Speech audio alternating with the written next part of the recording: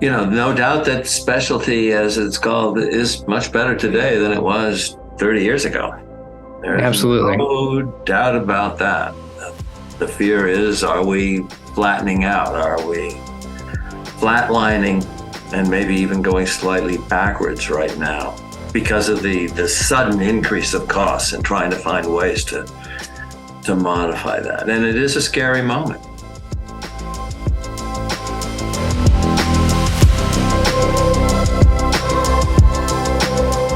Hello and welcome to Food and Beverage Therapy Podcast, where we talk about leadership, entrepreneurship, and innovation in the coffee world. Learn from experts, CEOs, and leaders in the coffee industry on how they challenge themselves, continue to grow, innovate, and reinvent the landscape that makes up the business I love, coffee. I'm Jake Leonti, your host. I'm the cafe guru at F&B Therapy, editor-in-chief at Coffee Talk Magazine, consultant, and entrepreneur, and I've worked at every link of the value chain over a 20-year career. I'm joined by my co-host, Andy Trindle-Mersch, another coffee expert with over 20 years in the business, and current VP of Coffee Operations and Sustainability at Phil's Coffee, as well as the board member at the Coalition for Racial Equity. Andy, as always, great to see you again. Thank you. Nice to see you as well. Thank you so much. So today we're going to be talking, I just had a great conversation with George Howell, who of course is, legend in the industry. And I did ask him how he felt about that moniker, and he seemed to be okay with it. Did he? Nice. I think I'd be okay with that too. If anybody wants to call me a legend, I don't care how old I am. I think I'll take it. You'll take it. Yeah. Absolutely. And you'll get there. Yeah, I'm just working on it day after day.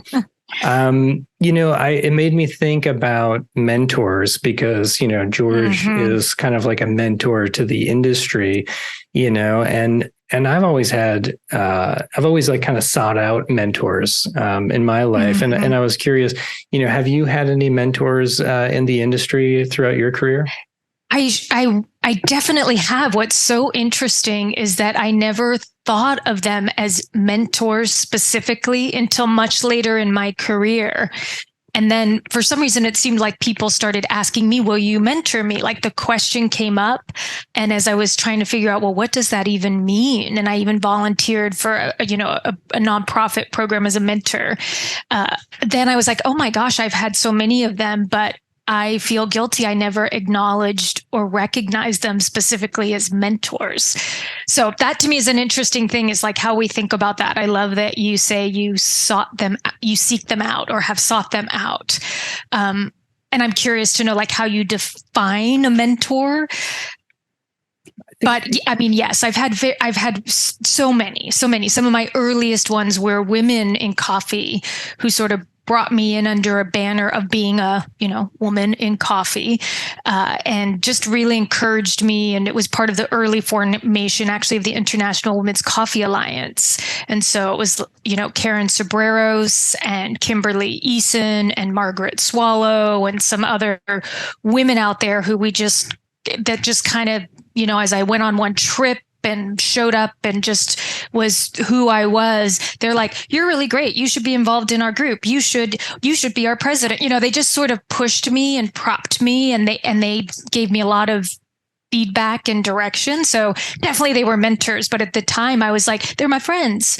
They're just, they're just really cool women that I'm learning from and watching and seeing what I like and what I don't like and trying to modify my own approach in the world based on that. So yeah. How do you think of a mentor specifically when you say that?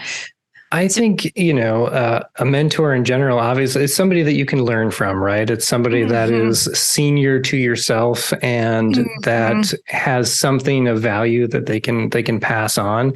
And, it's not even necessarily that they know that they're a mentor, Yes. Yeah. That's the thing. Yeah. It's not, I have, but I don't always like go up and say, hey, would you be my mentor? But I've had people, through the years where they were, maybe they were my boss or they were a friend, but they had been in the business and doing what I was doing longer than me.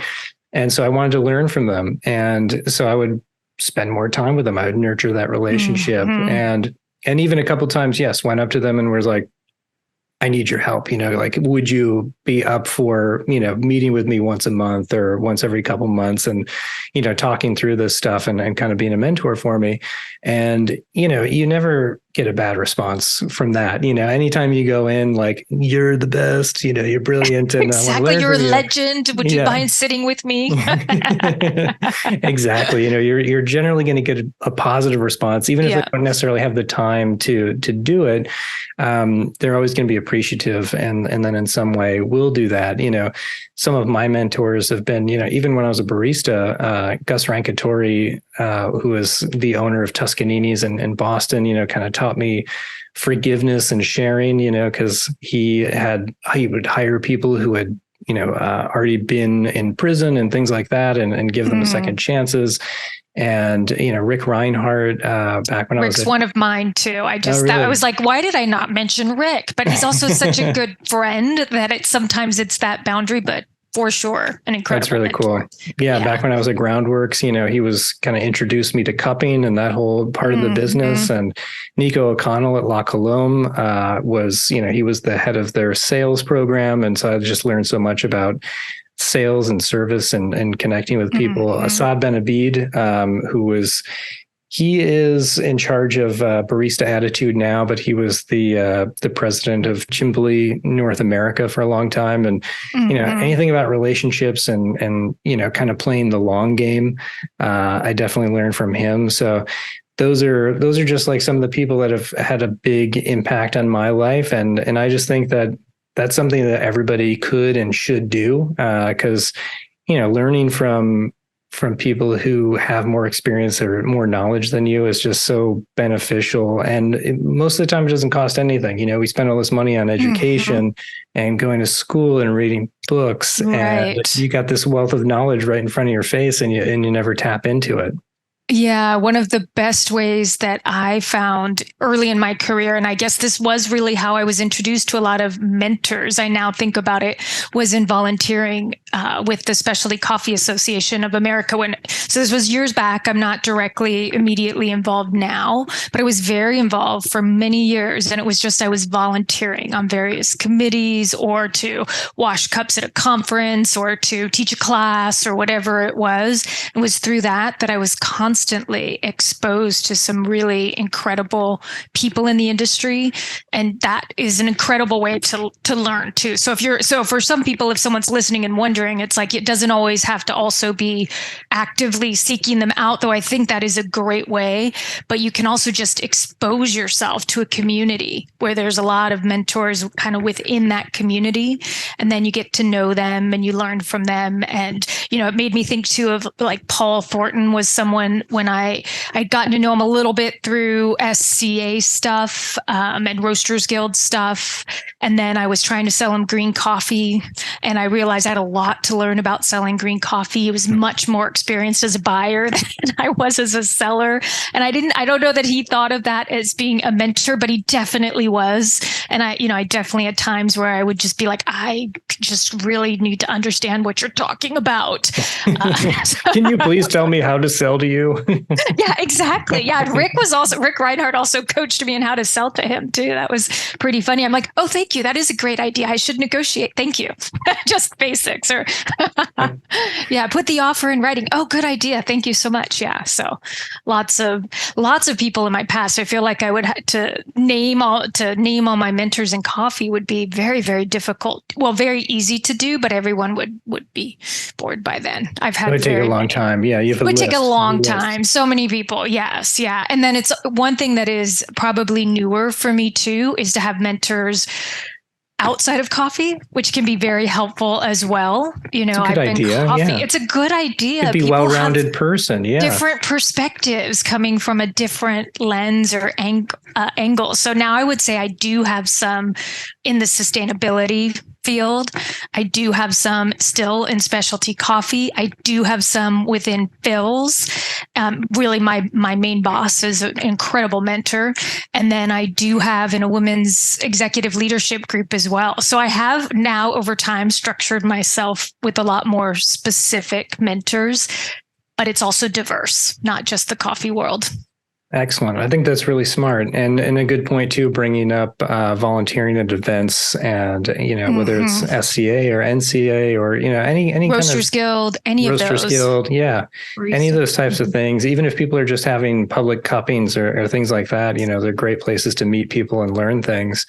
Speaking of the SCA, this was another thing that we talked about with George, which was getting into a little bit into the new cupping form, but really a shift in quality in coffee that we'd noticed, and how we perceive quality, I should say. So totally shifting gears on you here, but no, great. I'll follow. I have coffee. I can keep up. Excellent. So years ago, ferment was a big defect, and now the line between ferment and an interesting natural is severely blurring. And George even mentions that like phenol is a taste that is, kind of a prized attribute for some Arabic communities, and phenol is notoriously a defect on the cupping sheet. So the new cupping form from SCA is trying to address some of these changing preferences and allowing value to be assigned by those who value it. But I just think it's really interesting. I don't know. What are your thoughts on that? Yeah, no, I love the concept of letting value be assigned by the people who want to buy a product, right? And coffee has always had, you want every single bean to be sold at the highest possible value that it can for the farmer. So if someone else phenol was a new one to me, hearing that someone would value phenol, fascinating and great. I would love, anytime I get a cup of it, I would love to sell it to them, because I really don't like that taste. We have some phenol, take it. Yes, please. I might just give it to you. That's totally cool. But no, it's fascinating. And I love the idea that there could and probably should be a buyer for everything, right? And it's funny, ferment early in my career, I think the first person who taught me to taste coffee, at least I assume this is where this perception came from. So this is like 1994, so way, way back. When I left working with that person, I had in my mind that fruity coffees, natural coffees, were defective. That was like it was, I don't know if he specifically trained me in that, or I watched his reaction to it, or that's how we scored things, what it was, but it was definitely a negative. I went to my next job and I was tasting at the table with someone else in the industry he wasn't my direct boss, but he was definitely more experienced than me and brought a lot of knowledge to cupping. And I killed all the natural flavored Ethiopians and just said, oh, they're terrible, they're defective. And I was really like on my high horse about my opinion. Oh, that's a defect. I can taste a defect. I know what that is. And he caught me later, to his credit too, because he didn't call me out in front of anyone else. And he's like, I don't remember exactly how he said it, but he's like, you really need to broaden your mind and not have a preconceived notion. And again, the words I don't remember, but it was effectively that. And he taught me right then and there. This is John Gozbekian, for anyone who knows him. He's like, you can't just come in and judge a coffee. You need to taste it, evaluate it, score it properly, and decide where it fits. You can't decide fruit is bad because it's fruit. And so that was in like 1998, 99. So I fortunately got an early lesson on ferment and the fact that judgment can be very different. But it's really an interesting point, because I will also say I've been in a cupping competition with a certain individual we may or may not have named already, who failed every coffee that clearly had a natural coffee in it. Wow. It's one of it was, so, those of us who have tasted coffee for a lot of years, a natural coffee when it shows up, if it's a predominant flavor. And this person just failed them all because that wasn't a flavor they liked. But there was definitely, I would say, some nuance to some of those coffees. And some of them deserved to fail because they were poor quality naturals, and some of them were beautiful quality naturals. Yeah, that's what it comes down to, right? Is it pleasant? It's like, because sometimes people can give a high score for acidity, but sometimes the acidity is not pleasant. If it's more acidic and it's like, kind of makes your face do a weird twisty thing, then that's not necessarily a good thing. But I think going back to your point too, like, cupping with other people is so important because, that's how we calibrate, right? It's like the more people you cup with, the more different sort of palettes that you're exposed to. And then you see how people are scoring different things that I think helps open up your mind in a different way. And that's why I think it's so cool. Like when you go to other countries and you cup their coffee with them at origin and things like that, then, people have different words to describe things that you don't normally use because it's like their native cuisine, and so you just like you tune your palate in a totally different way. And I guess it's like anything. It's like cultural relativism, right? It's like you have different cuisines, you have different likes and dislikes just based on your upbringing. And I just think that that's really interesting. And, that's one of the most fun parts about cupping in general to me. So I think it's cool that they're finally sort of addressing these disparities with a form that can be more adaptable to different palates and different values. And I'm excited to see, where it goes and if people actually use it and if that becomes like, the main source again.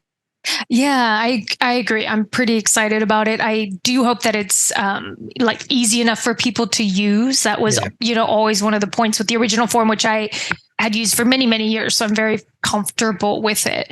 But I hope it's simple enough for people to use. But I do love the idea of let people assign the value. And isn't that really the goal? Unless you're in a competition, the goal really is to add the most value. And probably even in a competition, now that I say that out loud, to add the most value to the coffee and find a buyer who is willing to pay that value. So if that's the end game, then we should judge it like that, not by some arbitrary rules. You got to be a 95 or whatever it might be. I'm with you. That's a win. Every coffee has a home is always the phrase that I was given. Yeah. So I think that's maximize the value. Yeah. Absolutely. Sorry. Right. No, you're not right listening, talking. Well, now I'm gonna switch over and we're gonna hear George talk. So I'm gonna switch that interview. Oh, now. Interesting. Hello and welcome to F&B Therapy Podcast. I'm sitting here today with George Howell of George Howell Coffee. And George, we've known each other for some years now, and I'm very excited to have you on today. So welcome. Well, thank you. Thank you, Jake. Always good to be talking to you. When was the last time? A year ago? Last time I saw you, well, we talked on the phone a few months ago, but last time I saw you was back at SCA in Boston. And I missed the one at Portland, sadly.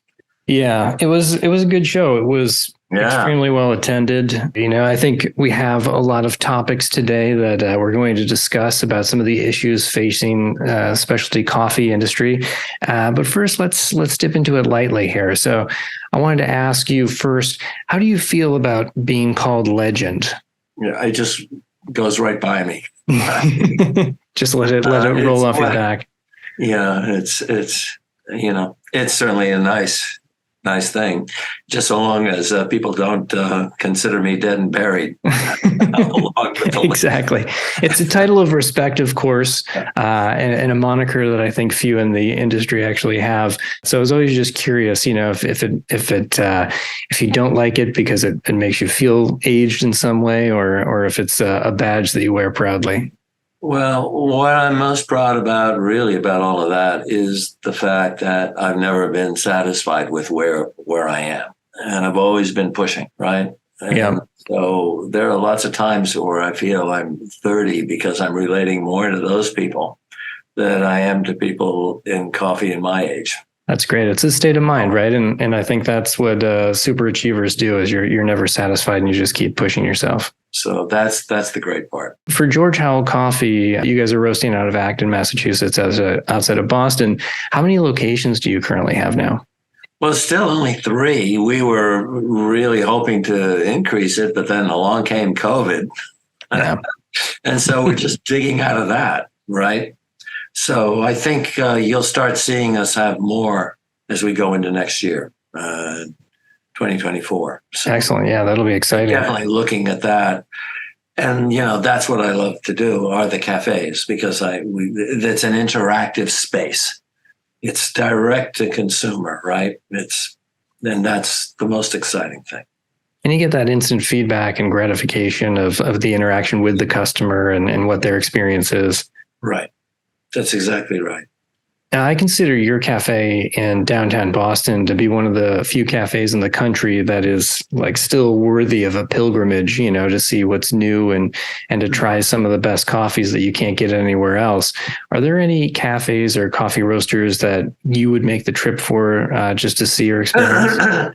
Yeah. One very specifically is Proud Mary. Oh, yeah. Mainly because of the fact that they are freezing the roasted coffee in the hoppers for the grinders. I did see that. Yeah, I went to their location in Portland, Oregon. Right. Have you been to the one in Oregon or in Australia? Neither one. That's one of the reasons I'm really upset that I didn't go to Portland. Right. That was top of my list when I went there, and I could see behind the bar they had a refrigerator or freezer directly with the hopper in it. Directly over the grinder, and I thought that was really cool. I was like, oh, that's interesting.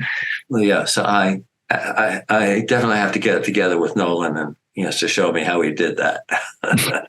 It's a nice modification. I know you've been freezing green coffee and roasted coffee for a long time, way before others in terms of that. Videos were there just a few years ago. Every specialty roaster seemed to be saying, "Don't freeze your roasted coffee," right? And we're freezing. I mean. When I came up, it was like, don't freeze your coffee, don't store them in the fridge, have it be room temperature. And not really many people have kind of caught on and followed your lead. Are there any other roasters that are doing that as well? I honest to God don't know now.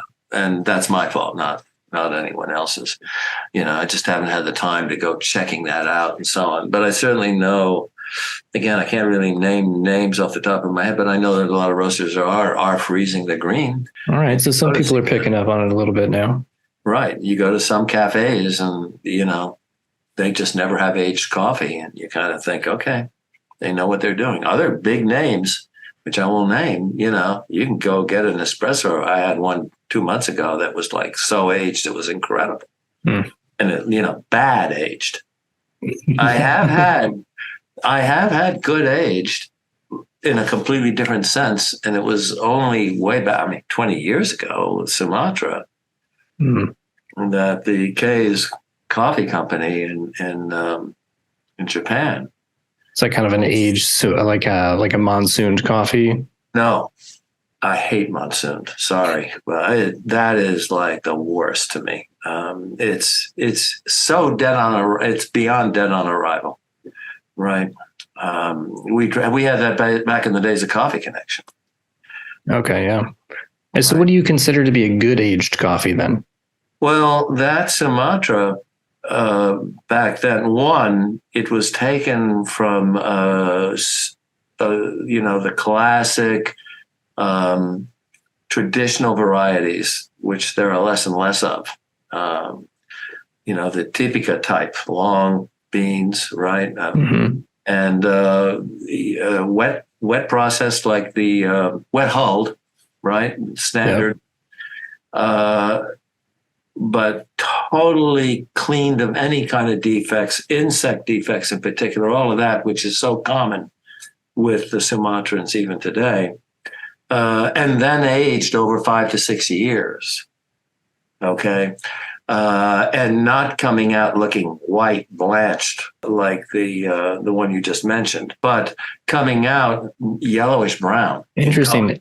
And so how were they able to do that? How were they aging the coffees then? I honestly, I don't know. I was told, but it's just hearsay because I don't have any way to, that this was done in Singapore, that it was allowed to humidify to some degree and then dried and then humidified and dried. I don't know.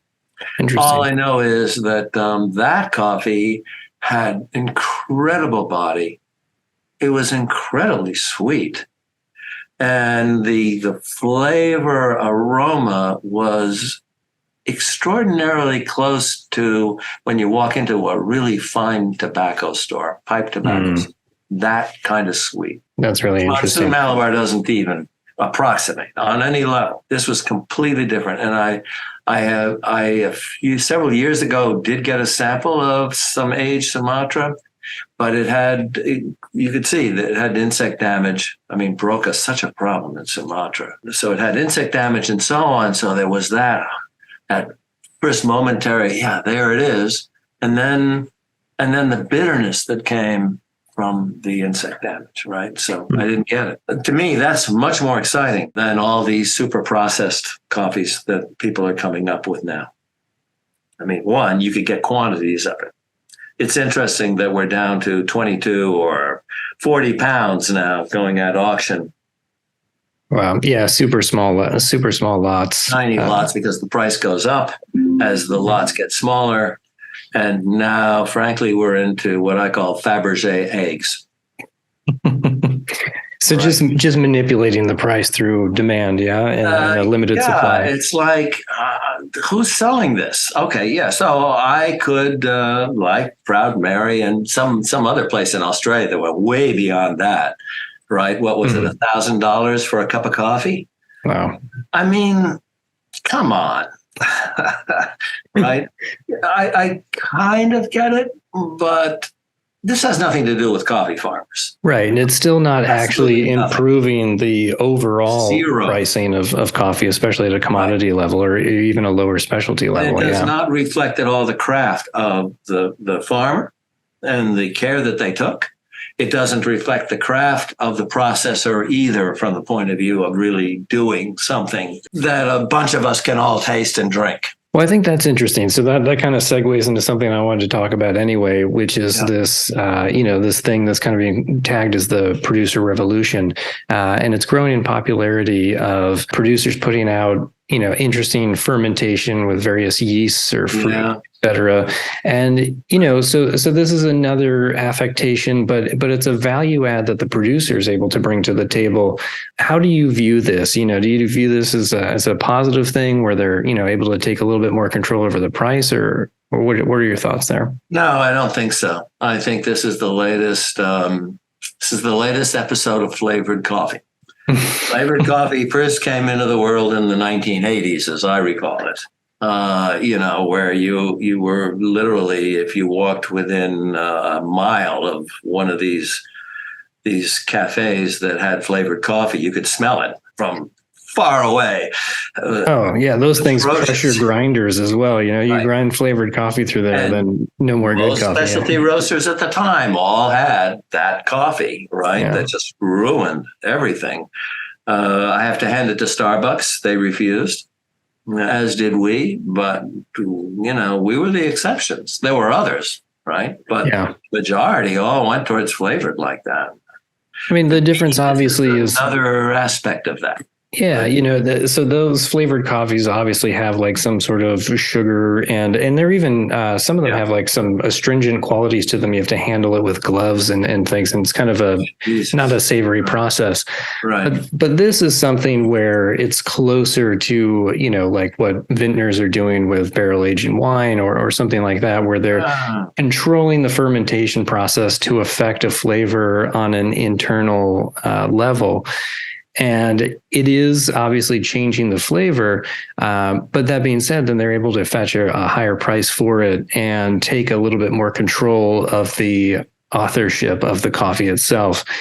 And I don't know, in my opinion, I see that as being akin to them being able to own their own story as well. It gives them this extra level of power to earn more for the farm. So I agree that it's obviously in small quantity. For starters, they're at least as far as I know, this is not being produced in any high quantity. True. At all. It's not possible to do so. It becomes once again these micro lots. It goes for super high prices for small amounts. I don't really think it advances the farmer at all, really, or very little. And once again, it leaves most small farmers in the dust, allowing only farmers who really are more sophisticated and have the resources to do this kind of thing. And again, it's flavored to me. It's not, it walks away from terroir. It has nothing to do with terroir at all. And even the great wines,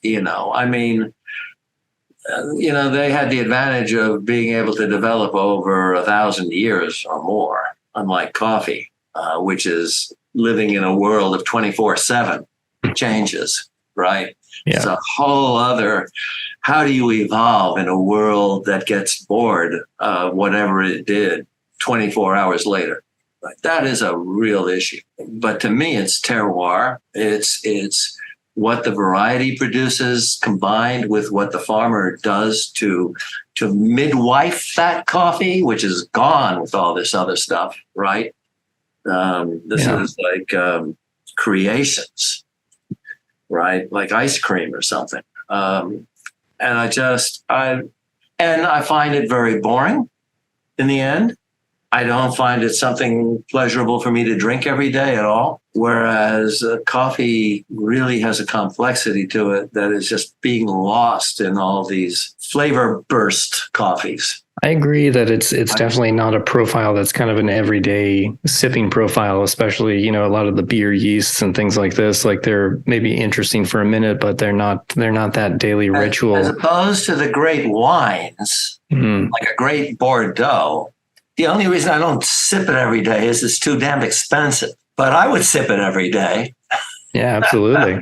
Okay, so that's the difference, right? Absolutely, and I agree also that the smaller producers can't even really participate in this. So it is leaving smaller producers behind and really focusing on people, like you said, that have the means and that are able to use the equipment and have the chemistry to be able to live in this world. So it does become exclusive in that way. So it is very bothersome to me. It's not, I see the cup of excellence, right? Which, that's not what I wanted to see. That's not what its intention was at all. Explain what you mean. Like what has happened in the cup of excellence? Same thing. It's gone to these super refined, tinier and tinier lots of coffee, right? That are all processed in unique ways and so on. But that's, to me, this is almost becomes what I call oligarch coffee or something. Seriously. Well, are you seeing the people who are doing this? Are they the larger farms and then that have more means and sort of leaving the kind of just craft farmers behind? I personally think so. Again, it's an opinion. It's not fact, but that's my sense of it. I do feel that with all these super processes and so on, certain farms learn to do this or whatever, and other farmers in Guatemala and so on, they give up. Yeah. That, to me, and I have found that in the coffees that I get. Up until around, for me, again, 2011, somewhere around there, before the rust took over and just exploded in Central America and really devastated people. There was this development in washed coffees coming out of specifically Guatemala, but other places as well, that were really developing, becoming cleaner, more subtle, but with more complexity, with maybe a slight note of barely noticeable of fermentation in it, but barely, right? That really was really exciting. And I think that just flattened right out in terms of, and gone towards this more, let's be really efficient about it. Yeah. Let's just get it done and then let's change it. Or how can we change what we have instead of seeing how far you can take the actual thing itself and bring it out? There's a difference. And what direction do you see? Because I think Guatemala has been one of the countries that has had maybe a hard time. And a lot of farms, and farmers just like leaving their crops and slashing their trees and stuff. Where have you seen that profile sort of headed to? Like, how has it changed over the last few years? It's just gotten very regular. So just focusing on like sweetness and body and some acceptable, made more difficult, certainly by the growth of different pests, especially rust. Yeah. And all the rest of it. Increase in cost of fertilizer and all the other things which get in the way of really zeroing in on trying to spend the nth degree of energy towards bringing out something that's closer to perfect. These are problems. And up until a year ago, coffee prices for specialty coffee were kind of very steady, which was nice. It was predictable and so on. But I did worry over the last several years over farmers seem to be absorbing more costs and we're paying the same amount. Right, exactly. That did worry me. And so now with the Brazilian drought from like 2 years ago, we're seeing this huge increase. And I think specialty is certainly having its difficulties, right, with that. And we see things like Robusta suddenly appearing of, hey, oh boy. Yeah, that has definitely been something that again, another thing I wanted to talk about, which is kind of this maybe meteoric rise of acceptability of Robusta suddenly taking place in the specialty community. Right. I personally, over the years, I don't have a problem with Robusta, especially in the right role, and like a nice Italian espresso or something like that. I think it can add its own shade. That being said, I think that a lot of people are, kind of changing their tune, whereas they were hardcore Arabica roasters. And then suddenly it's like, oh, we're okay with this. And it's more of a reaction to price and the idea that this is what's going to be available to us in the next 50 years as Arabica plants can't continue to grow. So in your opinion, I also made the analogy that it's like this idea of people who also want to colonize Mars. It's like, Earth's over, we're going to go to Mars now instead. And it's the idea like Arabica's over. So rather than try to preserve that, let's go to Robusta instead. What are your thoughts on that? To me, it's about price. How many things I'm reading in LinkedIn and Facebook and so, blends. We've rediscovered blends. And no, you've rediscovered the whole idea of the price of coffee. And a blend, the concept is that the sum is greater than the parts. Right. Because the parts are not the best. Yeah, they rediscovered why we did blends in the first place. It's ridiculous to me. And there might be the occasional person who puts two really good coffees together. I suggest they go to a wine place and do that with two really good Bordeaux's or a Napa and a Bordeaux and watch what happens with the wine community. And then I did try a 20% Robusta blend from a very well-known super specialty place. And it was terrible. I mean, the dominant note was bitterness, right? And you just know where it came from, right? And that's only 20%. Yes, I've had one espresso Robusta done at a show, one of the specialty coffee shows years and years ago that India was demonstrating. That really was interesting, but I've never seen that in the commercial world. It's interesting too, because it is also because at this point it is kind of combined with sort of like some cuisines and sort of a heritage of coffee in certain countries. Vietnamese, the evaporated milk and all the rest of it. Vietnamese, and even if you look at kind of Italian food and Italian coffee as well. My brother is a chef, and at one point, he asked me to help develop a blend for him, a specific espresso blend, and he wanted to be like this kind of mid-Southern Italian espresso. And so we put together his coffee, and I kept trying to make it Arabica, and I was like, we'll mimic the flavor, but it'll be Arabica. And finally, we got to the point where I finally put some Robusta in, and it had a nice quality. It had it kind of, to me, made the flavor a little bit more funky, it was still pleasant and sweet, but it changed a little bit. And he kind of explained it to me like this, because I'm like, why do you insist on this exactly?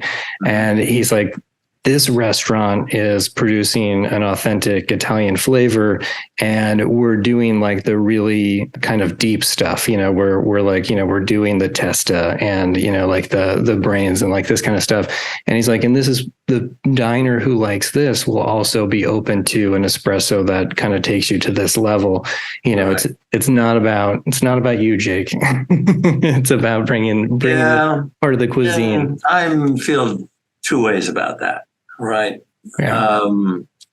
I remember when I was in Brazil just before Cup of Excellence, and talking to one of the farmers there who really knew his stuff. I mean, he was one of the leaders of specialty and so on, and had an impact on my life and learning. And he was saying, thank God for the Middle East, because they're buying and they're paying good prices for the coffee we can't sell elsewhere, especially the Rio, which is phenolic. Okay. Yeah. It has an iodine taste. And a lot of people don't know what iodine smells or tastes like anymore, because, you don't run into that medicine very often, but it's powerful and it is medicine. Right. And when I went, and this is no reflection on Turkey today or Istanbul today, but when I went there back in the early 90s, the late 90s, early 2000s,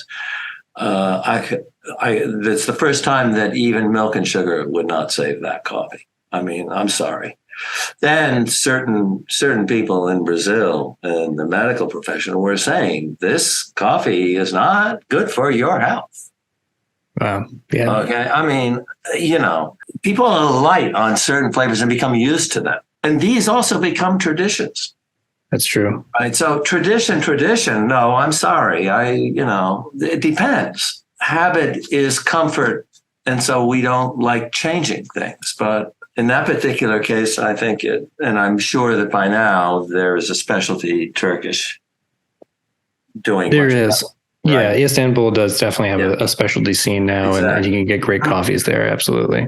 But that was not the case when I was there, at least not that I ran into. So with the Italian, South Italian, that's kind of interesting too. I've been thinking about that myself. We take a Brazil and we roast it darker than we do other coffees. I'm aiming towards that kind of a drink. I think the ristretto, and here this is part ignorance on my part too. So I don't really know anything, but I'm sensing that the real ristrettos, that's South Italian. And what I've noticed is that the darker the roast, to get the sweetness out, it has to be a ristretto. We'll often go with a lower pressure on the espresso machine too, to sort of. I've done it at full pressure and gotten some pretty impressive results. Yeah.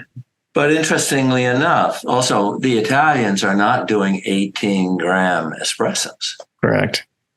Ely was 13 grams for a double, and 14 grams was Lavazza for a double. That's the way it was, right? Yeah. That's how we were doing it with Coffee Connection.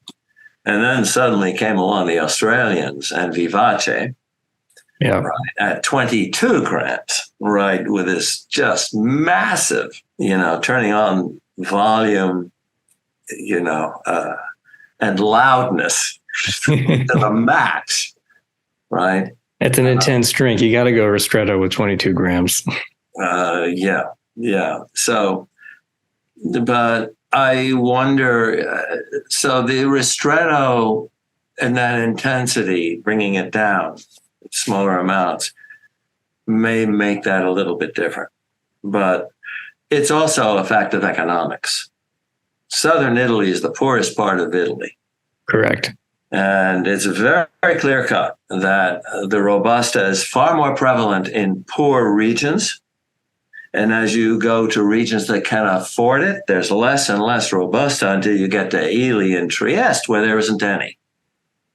This is very true. And you can also make the same argument about the food in general. It's like, Right. that's why the pizza and more of the Southern Italian comfort food is much less expensive and more about bread and pasta and less about, meats and charcuterie. But there they have really good product.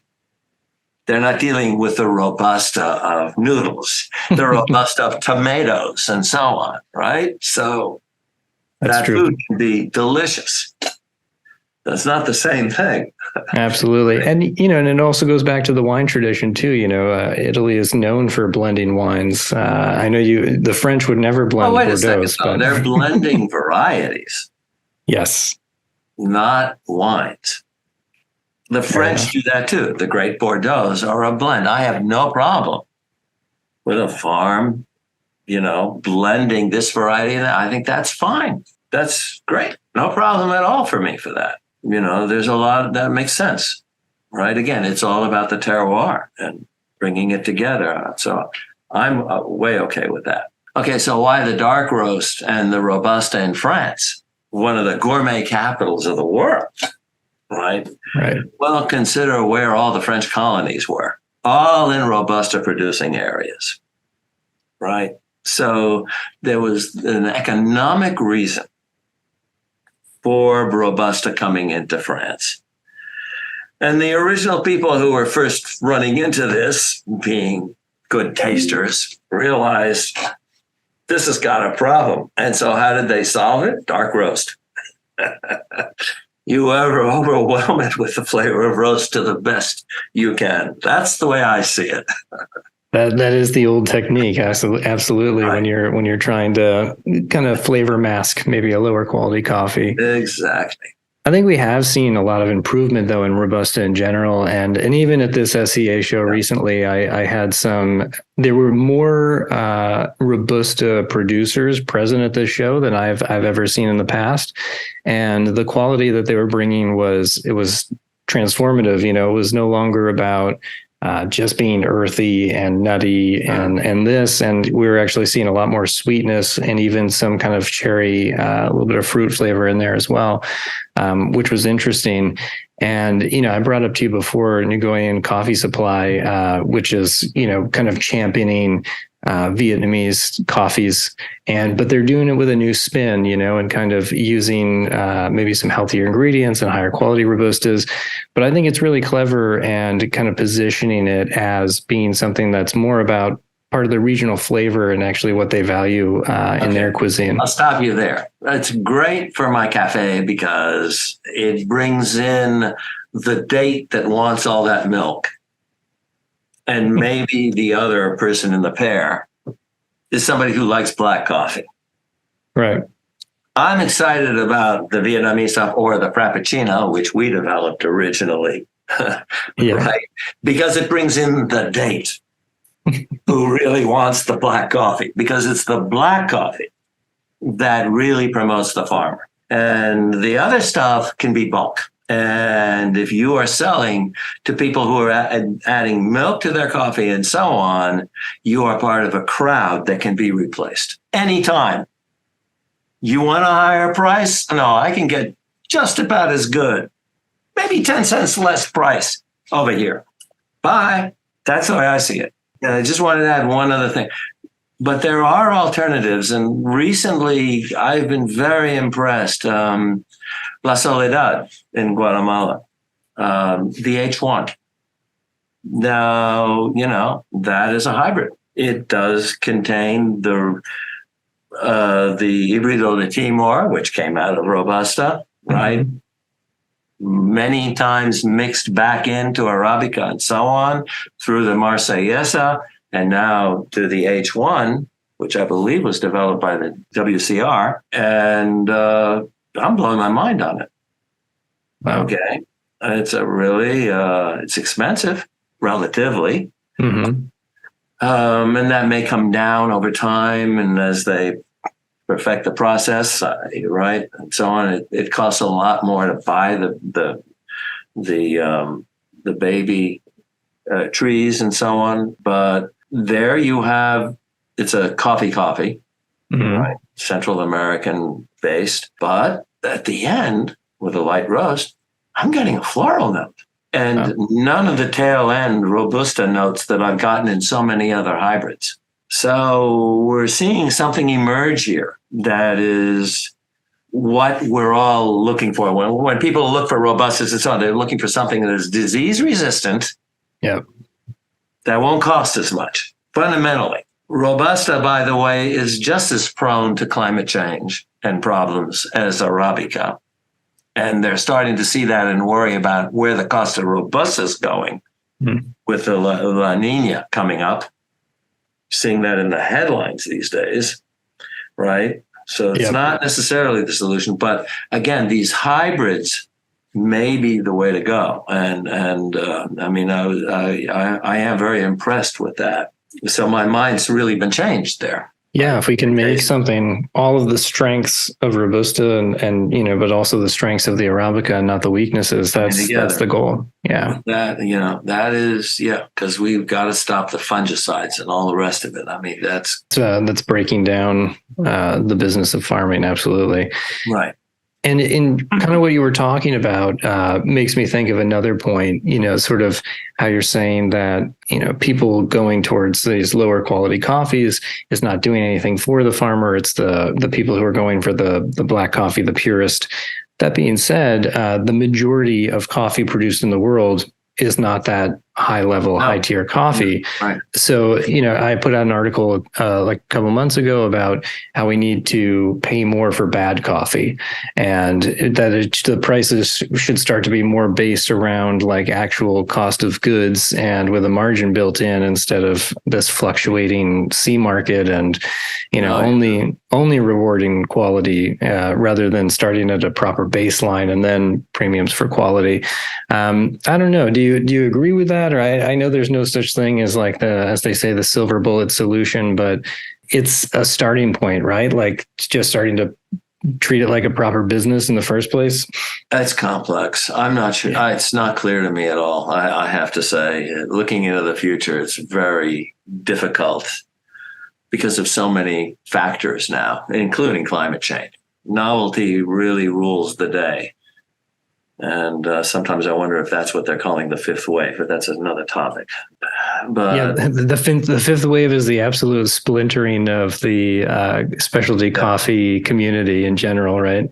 Right. If you look at Brazil, the quality there has improved really a lot in terms of processing and growing. Their naturals have really improved. You can get naturals today that are pretty darn consistent. Yeah. Year after year. And I didn't think you could do that 20 years ago, 15 years ago. Right. So I wouldn't say bad coffee. I would say affordable coffee, right? Which is the goal. Yeah. For affordability, right? Brazil has the advantage of having more hills or flat areas at a certain altitude.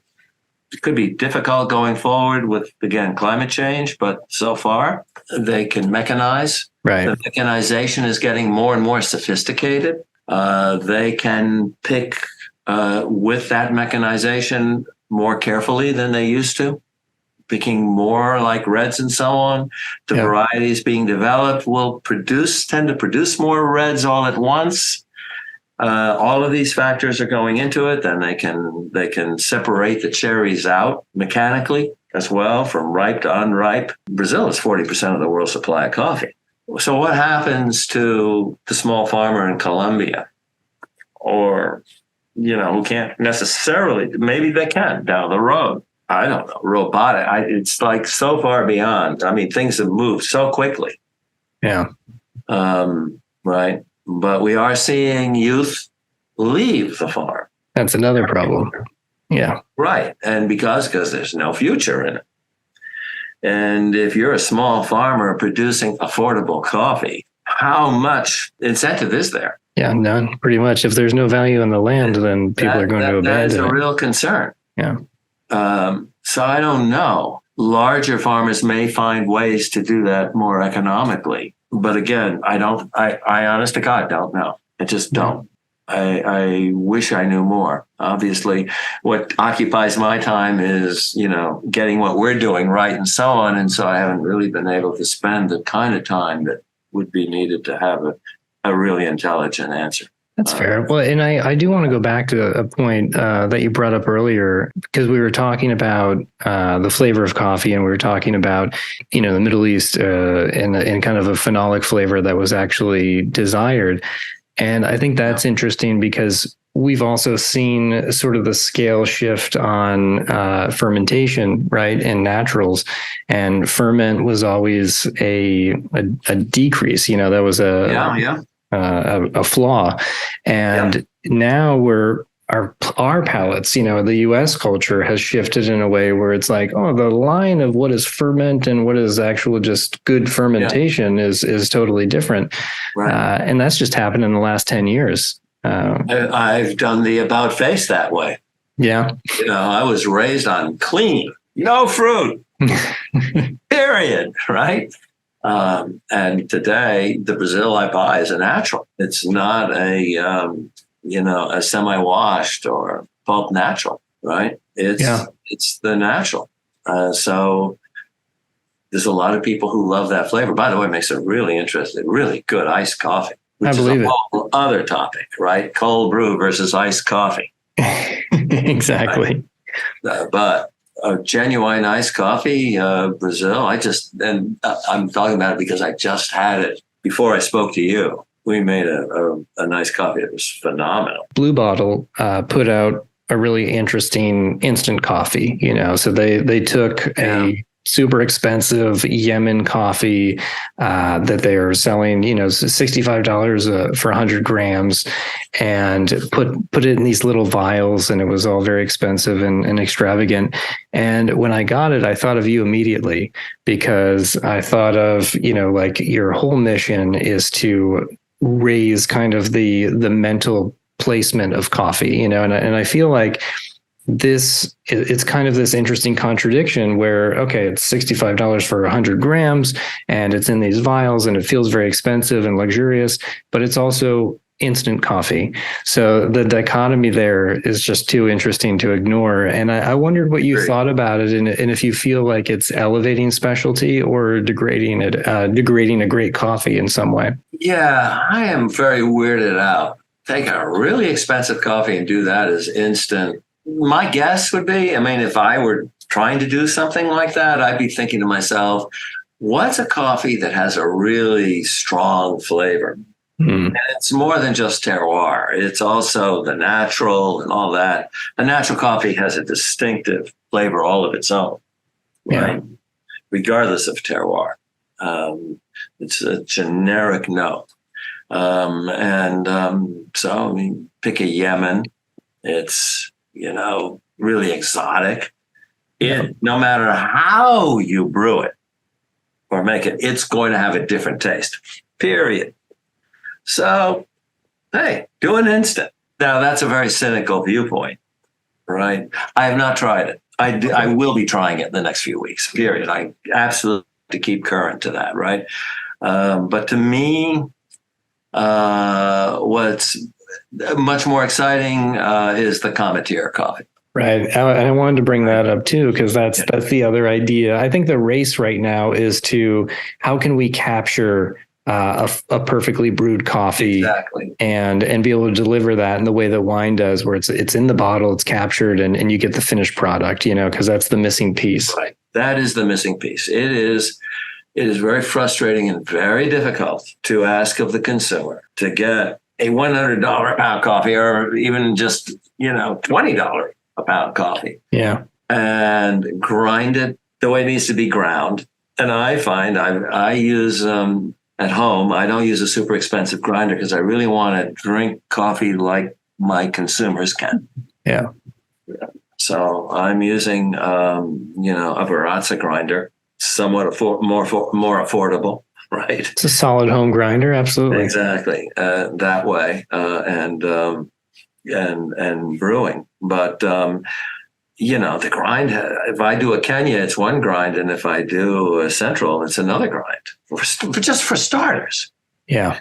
And otherwise, one's too strong or one's too weak, depending on where you are. If you stay at one level, and then there's the brewing part. How much people are not into doing it by the gram and so on. Yeah, there's a few, but that's not going to solve the issue of the millions of farmers out there doing really good coffee. So accessibility. I mean, we're all living a 24/7 world. Yeah. And I may take time off to really enjoy my cup and do it right. But understandably, other people who haven't discovered that yet or whatever, they don't have the time, even though they may have the taste buds and the inclination. And so, yeah, some way to make this quick for people and to go, wow, that's really something. And especially to open people up to black coffee. Yeah. Without all the hassles and the mistakes. This is the goal. Where do you see Cometeer in terms of have they gotten there, or is it a step better than the instant coffee? Because I tried the blue bottle one and it definitely had all the subtlety of flavor. You get strawberry notes, you get chocolate. It was very light body though. It felt like very watered down. So how does what if you did just more coffee? You could have added more instant, right? Exactly, but then it gets really expensive. Okay.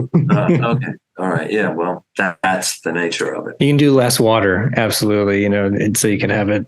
But I used as they suggested in the packaging, and so, but it still felt very light. I have to try it. I mean, because we do sell the Yemeni coffee. We buy it, really the very best we can get our hands on, and fly it in. So I need to taste that, and I haven't. Right, and that's my fault. And on the Cometeer, though, do you feel like they capture the essence of a hot brew coffee? They really can. Yeah. Really can. I mean, that just really floored me. I mean, they really have brewing equipment that's extraordinary. I mean, they really went to the nth degree of getting equipment that really can do that. They're using water that, has been modified to have the right chemistry to it, to really do the right extractions. It's a kind of flash freeze instant.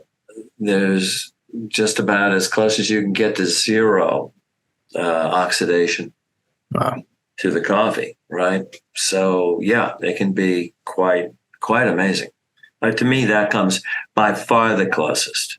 At moments, it might be equal to what I can produce. Well, but obviously I will always have a natural instinct to tell you that, we can still make it one step better. But I think that Cometeer is really on to really extraordinary cups of coffee.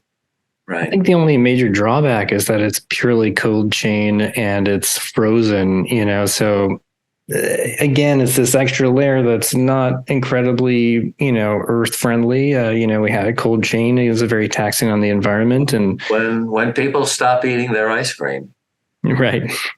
I mean, seriously, it's also true. So, and again, Cometeer is not for everyone because it is. Although the price will be coming down, just as everything else, as they gear up and to produce more, they will become far more competitive in the price as well. I do hear you about the freezing. That is an issue that will always be bothersome for some people. There are other issues that are far greater at this point. I just don't think that's as big an issue as the cars we drive, the plastics we consume. This is very true. Yeah. And, I think that's where we need to really zero in on. I freeze my green coffee. And there are people who criticize us for that. So a lot of us then keep the green coffee in our warehouses or whatever, which don't have necessarily anywhere near the best insulation or anything else, have air conditioning in the summer, and end up with lousy coffee because of that, and then sell it to our customers in different blends that we try to blend out by adding other more fresh coffees from the different hemispheres and so on. that's a problem too, right? So There's all these layers of give and take, isn't there? Like, yeah, that's exactly right. so let me ask you something else. The NCA put out their consumption report recently, and it's shown that the majority of people in the U.S. are consuming specialty coffee over commercial grade coffee, which is, it's a great, hey, it's a win. Amen, right. And although specialty coffee has come to include an awful lot of things that yes, the definition is expanded. Specialty, right. Absolutely. And at the same time, we also see, sort of functional ingredient space has also been growing. And a lot of the people, that same majority of people that's consuming specialty is consuming it with other additives, various milks and things like that. Exactly. So people want better quality coffee, even if they're going to put milk and sugar in it. Right. Specialty is fancy. Especially is fancy. So we could say fancy coffee might be a better word than specialty coffee, right? When Erna used specialty coffee, she undoubtedly was thinking about black coffee. Right. Period. Right? That's what we meant originally. And today it's fancy coffee. It's expensive. It's fancy. It's the that is the word I'm coining right now. So people putting, milk and all these other additives into their fancy coffee, on some level, I think it could be damaging quality because, if more roasters that see that the majority of people are consuming it with milk and sugar anyway are like, well, cool, we'll buy specialty, but we're going to buy lower grade specialty. So so then we're all going to end up flatlining kind of in this 82, 83 point coffee space. I agree. And, not seeing the higher level stuff, which, anytime you're flatlining an industry, it's kind of sad. Well, and the Vietnamese coffee is very interesting that way because, about 10, 15 years ago, there was a Chinese chain that was gotten in touch with us that really wanted to use Vietnamese coffee specifically, right? Yeah. So, and I actually experimented, and I was getting the Robusta, right? And alone, it just was impossible. But I was mixing it in with some really good Brazils, and then putting in the evaporated milk and so on. I gotta say, that's a delicious drink. It is. That's about it. It's delicious.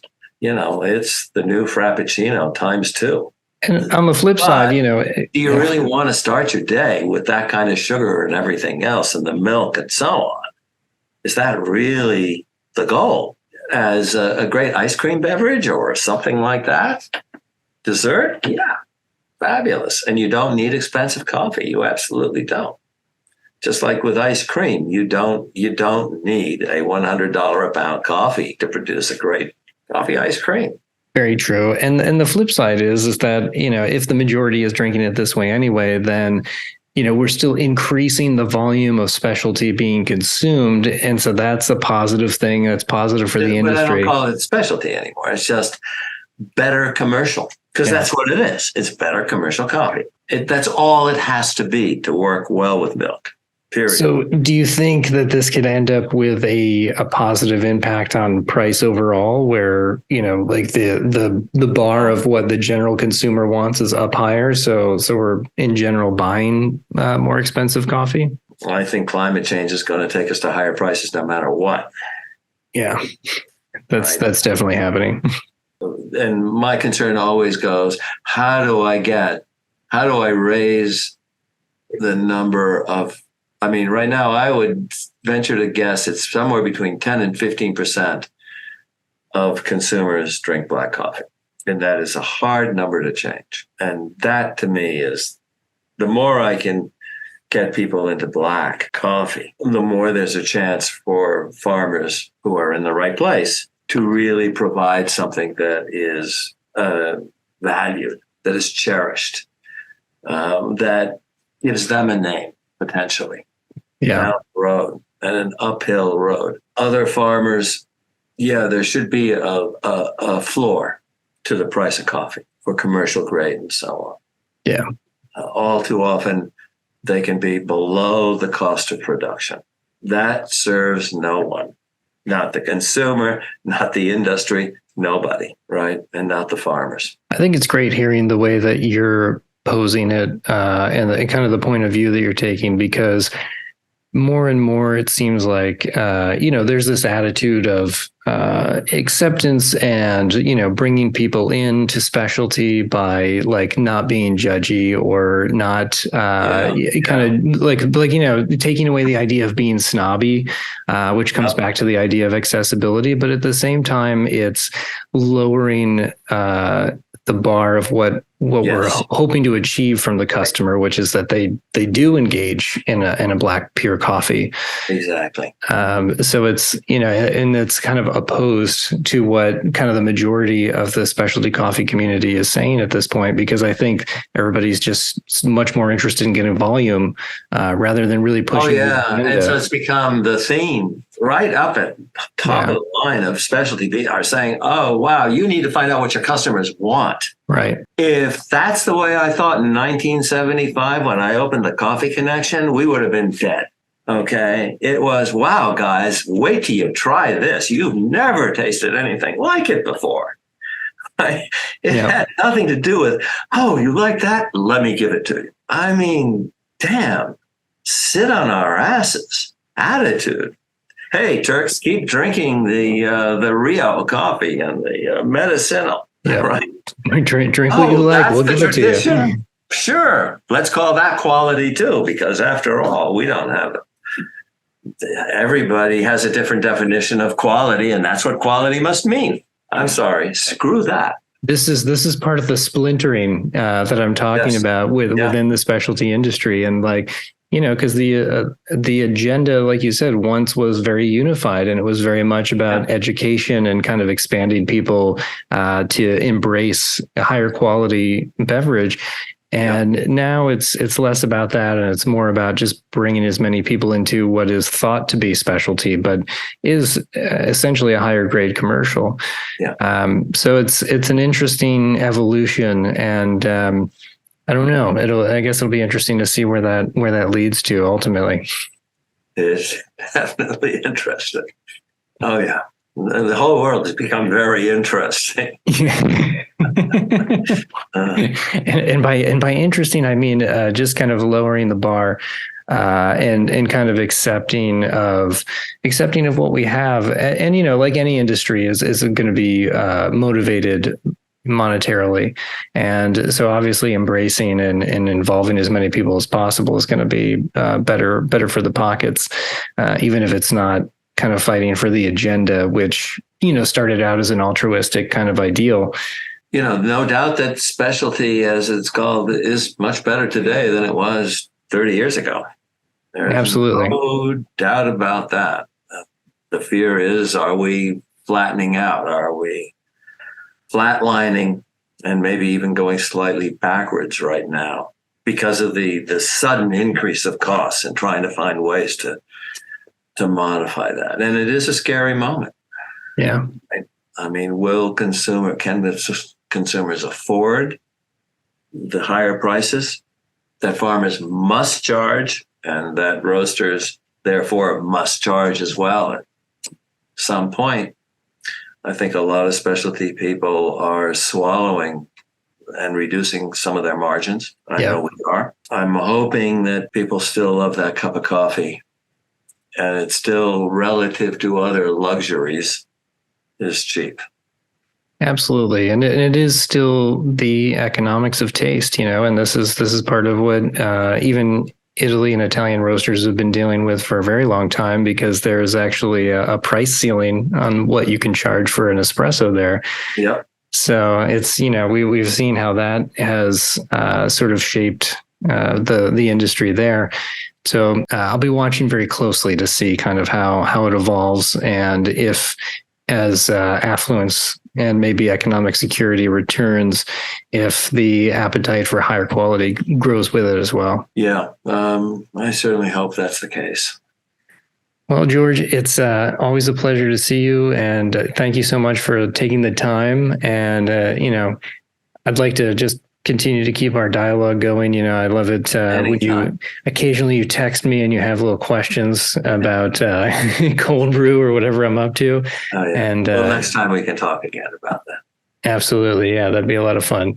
So it's always great to hear what you think about things. And whether you like it or not, people consider you a leader in the industry. And, I think what you've done for the industry and what you continue to do is really important.